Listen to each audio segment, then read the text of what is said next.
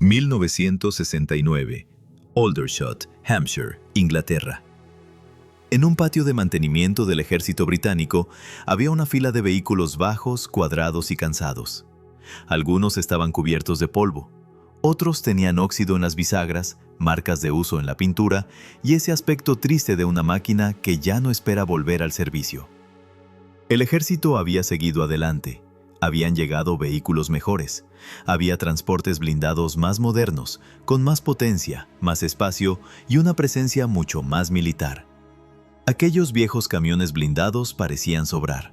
No tenían torreta, no tenían un cañón, no tenían la forma de un tanque ni la elegancia de un vehículo diseñado desde cero para la guerra. Parecían furgones de reparto a los que alguien había soldado placas de acero. Un morro plano, 4 ruedas, una caja blindada y 2 puertas traseras que se abrían como las de una ambulancia. Sobre el papel eran una solución temporal. En la práctica, muchos conductores los recordaban como una máquina incómoda, pesada y difícil de frenar. Nadie la miraba y pensaba que iba a convertirse en un símbolo, pero eso fue exactamente lo que ocurrió. En pocos meses, aquel vehículo retirado de almacenes, recuperado de depósitos y comprado de vuelta a civiles, iba a aparecer todos los días en las calles de Belfast y Londonderry. Iba a patrullar barrios enteros durante casi 3 décadas. Iba a ser golpeado, pintado, incendiado, atacado con armas ligeras, con explosivos y con granadas propulsadas. Para muchos soldados fue una protección imperfecta, pero real. Para muchas comunidades de Irlanda del Norte fue una imagen dura de ocupación militar. Para los fotógrafos fue una silueta imposible de separar del conflicto. Su designación era FV-1611. Estaba construido sobre el chasis de un camión Humber de 1 tonelada. Oficialmente era un vehículo blindado de transporte, pero casi nadie lo recordaría por ese nombre. El mundo lo conoció como el Humber Pig, y terminó siendo uno de los vehículos militares británicos más controvertidos que jamás circularon por una calle pública. Para entender por qué existió, hay que volver al comienzo de los años 50.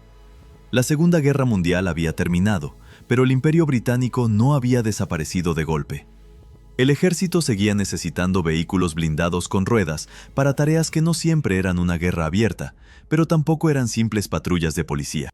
Había convoyes que escoltar, disturbios que contener, caminos coloniales que vigilar y unidades de infantería que mover en territorios donde la tensión podía convertirse en violencia de un día para otro. El vehículo ideal ya estaba en camino. Era el Alby Saracen, un transporte blindado de 6 ruedas diseñado de forma más seria para ese papel. El problema era la producción. El Saracen no podía llegar lo bastante rápido y el ejército necesitaba algo ahora. La solución fue típicamente británica: tomar una plataforma existente, reforzarla, blindarla y aceptar sus defectos. El grupo Rutes, bajo la marca Humber, ya había desarrollado una familia de camiones militares robustos, la serie FEV-1600. Eran vehículos construidos con estándares militares, no simples camiones civiles pintados de verde. Tenían suspensión por barras de torsión, buena preparación eléctrica, capacidad para vadear agua y una mecánica pensada para servicio duro.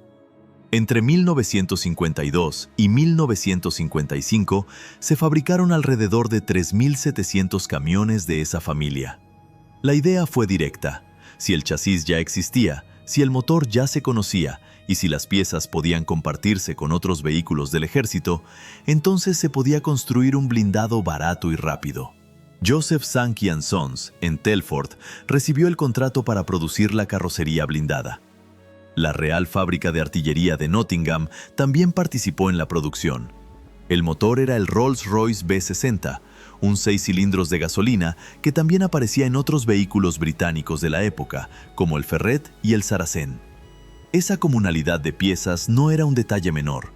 Era una forma de mantener viva una máquina que, desde el primer día, dependía de la facilidad de reparación. Los primeros prototipos fueron entregados para pruebas de tropa a mediados de 1956. La producción completa llegó a finales de la década. Al final se construyeron alrededor de 1.700 variantes blindadas. Las especificaciones eran modestas. La versión inicial pesaba cerca de 4.800 kilos. Medía poco menos de 5 metros de largo y algo más de 2 metros de ancho. El motor entregaba unos 120 caballos de fuerza. En carretera, podía alcanzar alrededor de 64 kilómetros por hora, aunque esa cifra decía más sobre una prueba que sobre una patrulla real en una calle estrecha. Su autonomía rondaba los 400 kilómetros. En la parte trasera podía llevar entre 6 y 8 soldados. Entraban por las 2 puertas de atrás y se sentaban en bancos duros, con poca comodidad, poca ventilación y muy poca protección contra los golpes del camino.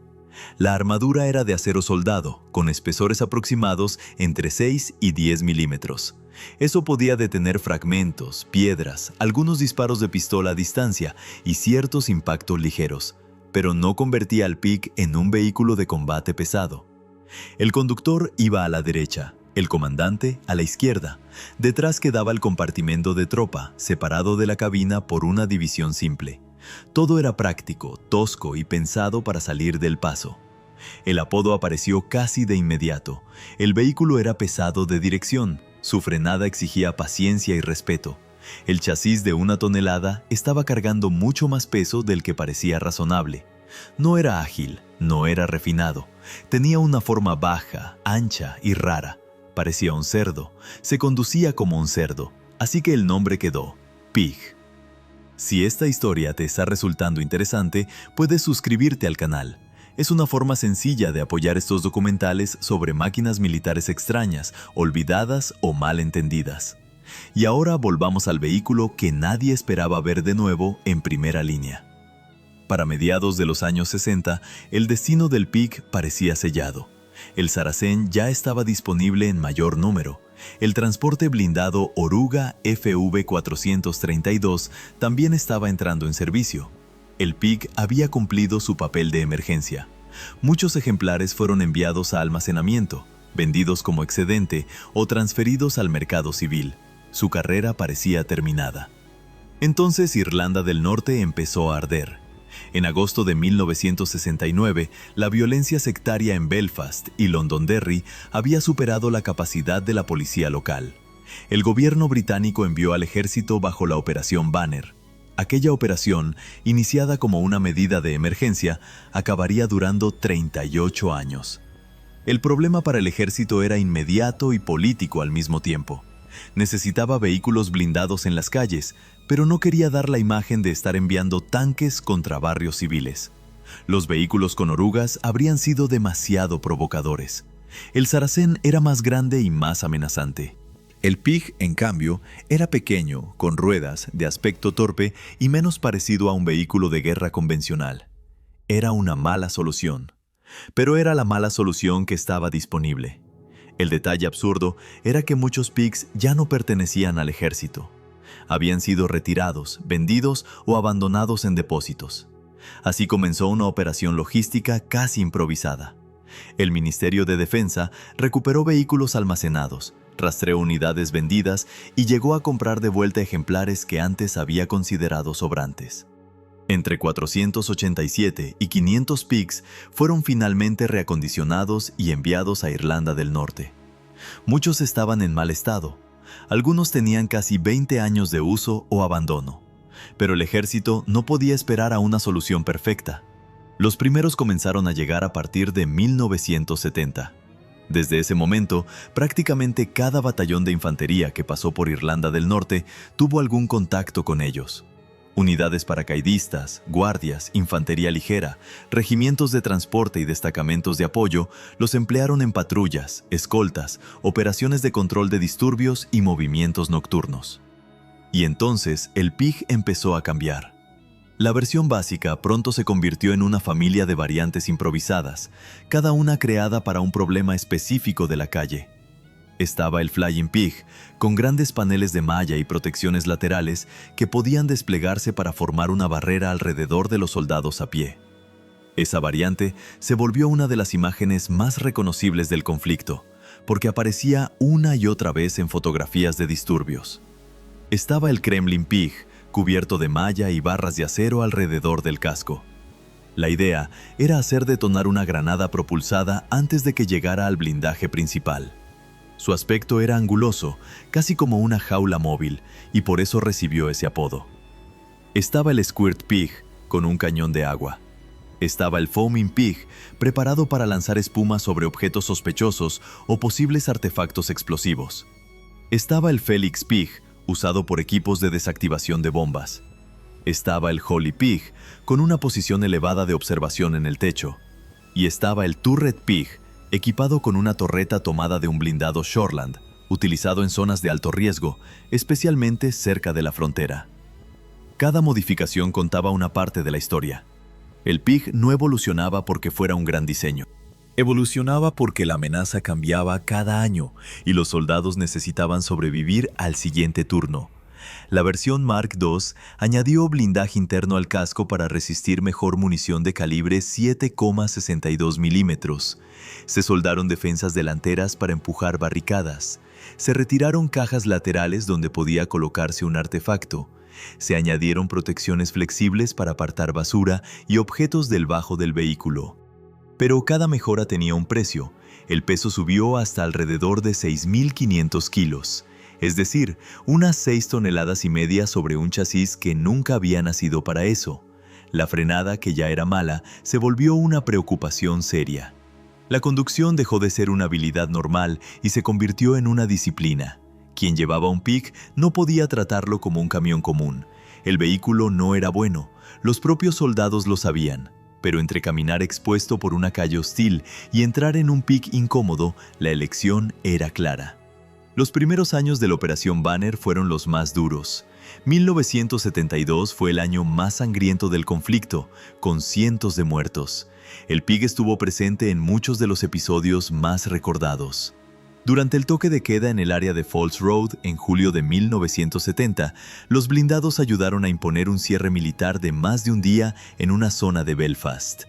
Durante la Operación Demetrius, en agosto de 1971, los arrestos de internamiento comenzaron antes del amanecer, y vehículos como el Pig llevaron tropas de calle en calle.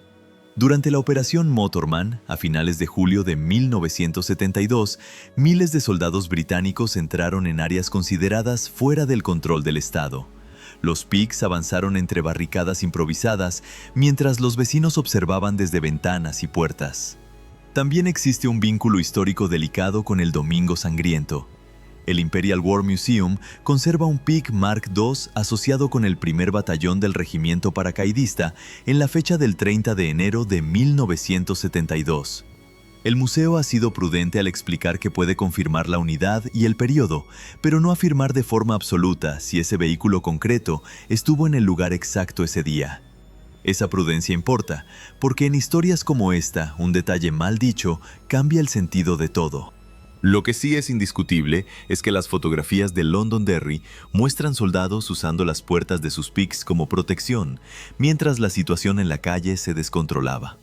En esas imágenes, el vehículo no parece heroico, parece una barrera, un refugio, una presencia pesada en medio de una ciudad dividida. La amenaza contra el Pig fue creciendo. Primero llegaron disparos de armas ligeras y munición perforante. Contra el Mark I, la protección era insuficiente a corta distancia. Eso impulsó el refuerzo del Mark II. Luego, aparecieron granadas propulsadas RPG-7, algunas vinculadas a envíos de armas desde Libia. Algunas calles de Belfast se ganaron apodos militares por la frecuencia de ataques contra vehículos blindados. El Kremlin Pig fue una respuesta directa a esa amenaza. La jaula exterior no hacía bonito al vehículo, pero podía salvar una tripulación si una granada detonaba antes de tocar el casco. Después llegaron las bombas ocultas bajo carreteras, en alcantarillas o en canales de drenaje. Contra eso, el Pig tenía muy pocas respuestas. Su fondo era plano, no tenía protección moderna contra minas. Si un artefacto grande explotaba debajo, el acero soldado que podía detener fragmentos laterales no bastaba. Hubo tripulaciones que sobrevivieron porque el Pig aguantó disparos que habrían matado a hombres en un Land Rover abierto. Y hubo tripulaciones que murieron porque el vehículo estaba enfrentando una guerra para la que nunca había sido diseñado. Esa contradicción define al Pig. No era invulnerable, no era moderno, no era cómodo, pero era mejor que nada, y muchas veces mejor que alternativas más ligeras. Comparado con el Saracen, el Pig parecía perder en casi todo. El Saracen pesaba alrededor de 10 toneladas, tenía 6 ruedas, mejor movilidad fuera de carretera, una presencia militar más clara y una protección superior. Pero en las calles estrechas de Belfast, esas ventajas no siempre se traducían en utilidad. El Pig era más pequeño, giraba mejor en barrios de casas adosadas, era menos intimidante visualmente que un vehículo grande con torreta, y podía mantenerse en servicio con una mezcla de piezas, ingenio y paciencia mecánica. Por eso ocurrió algo extraño. El vehículo que debía ser temporal sobrevivió al vehículo que debía reemplazarlo. El Saracen fue retirado de Irlanda del Norte antes. El Pig siguió patrullando casi una década más. Su impacto cultural fue enorme. Para los soldados, el Pig era incómodo, lento y desesperante, pero también era una pared de acero entre ellos y la calle. Muchos veteranos lo recuerdan con una mezcla rara de burla y gratitud. Se quejaban de los frenos, del calor, del ruido, de la forma en que parecía castigar cada bache.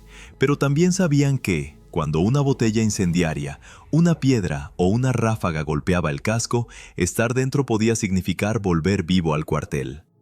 Para muchas comunidades nacionalistas y católicas, el Pig representaba otra cosa. Era el vehículo que llegaba antes del amanecer durante redadas. Era la máquina que bloqueaba calles. Era el blindado que aparecía durante toques de queda y operaciones de seguridad que no se vivían igual desde todos los barrios. Para esas comunidades, su silueta no hablaba de protección, sino de control. Ambas percepciones existían al mismo tiempo. Y esa es la razón por la que el Pig sigue siendo tan difícil de contar de forma simple. No fue solo una máquina, fue una presencia diaria en un conflicto urbano prolongado. Después de los disturbios, muchos regresaban a los cuarteles cubiertos de pintura. Botellas con pintura roja, amarilla o azul se rompían contra el blindaje. Los soldados decían que algunos Pigs parecían cuadros abstractos sobre ruedas. Esa imagen, casi absurda, resume el ambiente. Una máquina fea, pintada por la calle, reparada de noche y enviada otra vez al día siguiente. En los años 90, el reemplazo llegó por fin. El AT-105 Saxon, fabricado por GKN Sankey sobre un chasis Bedford de tracción a las 4 ruedas, comenzó a asumir tareas de patrulla. Algunas fuentes museísticas señalan que las versiones de patrulla empezaron a reemplazar a los Humber Pigs desde 1993. Para entonces, el Pig llevaba décadas haciendo un trabajo para el que nunca había sido concebido. Algunos de los últimos ejemplares en primera línea sirvieron con unidades paracaidistas en Belfast a comienzos de los años 90. Su vida operativa continua había superado con creces cualquier expectativa razonable. El Saxon que lo sustituyó tampoco fue especialmente querido. Y más tarde, el Snatch Land Rover, utilizado en distintos teatros, se convertiría en otro símbolo de los peligros de enviar vehículos ligeros a guerras donde la amenaza explosiva había cambiado por completo. Visto con distancia, el Humber Pig parece una lección incómoda. A veces un ejército no usa el vehículo que quiere, sino el vehículo que puede conseguir. A veces una solución temporal dura más que los planes oficiales. Y a veces una máquina mala en teoría se vuelve indispensable porque aparece en el momento exacto en que no existe nada mejor. Hoy sobreviven ejemplares en museos y colecciones privadas. Se pueden ver en instituciones británicas, en exhibiciones de historia militar y en manos de restauradores que mantienen vivo un vehículo que durante mucho tiempo nadie parecía querer recordar con cariño. Algunos se conservan en funcionamiento. Otros reposan como piezas de una historia difícil, una historia donde tecnología, política y vida urbana quedaron atrapadas en el mismo casco de acero. Volvamos por un momento a aquel patio de Aldershot en 1969. Un vehículo de aspecto torpe, un chasis sobrecargado, un motor conocido, una carrocería soldada, frenos sufridos, puertas traseras pesadas y una protección insuficiente contra las armas que iban a llegar después. No tenía torreta, no tenía visión nocturna moderna, no tenía protección real contra minas, no era rápido, no era elegante, no era amado. Y, aún así, funcionó. Funcionó en Falls Road, funcionó en Bogside, funcionó en South Armagh, funcionó en calles estrechas donde cada esquina podía ser una amenaza y cada patrulla podía terminar de forma distinta a como había empezado. El ejército británico lo sacó de almacenes, lo recuperó del olvido y lo mantuvo vivo durante casi 30 años más, no porque fuera perfecto, sino porque nada peor era aceptable y nada mejor estaba disponible en cantidad suficiente. El Humber Pig no fue una gran obra de ingeniería, fue una respuesta urgente que terminó convertida en símbolo, y tal vez por eso sigue siendo tan recordado, porque no parecía destinado a sobrevivir, pero sobrevivió. Y durante mucho tiempo, en algunas de las calles más tensas de Europa Occidental, fue la máquina que siguió volviendo al día siguiente.